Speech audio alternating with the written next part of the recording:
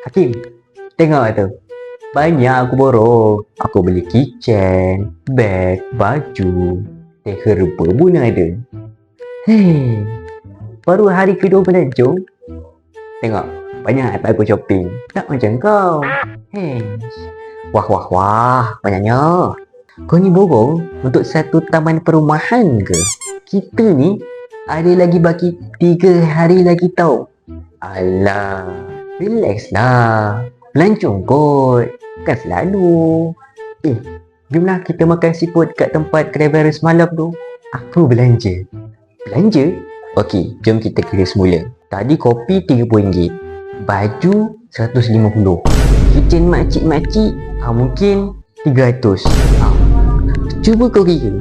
Kan dah RM500 tu. Sekejap. Aku tengok balik.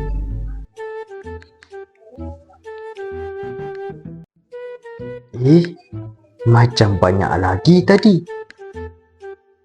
Bro, duit dah habis ke tu?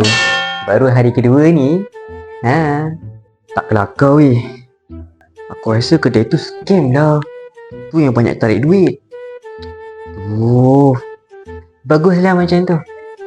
Malam ni aku punya plan nak makan seafood bertukar menjadi seafood perisa kari dalam cup.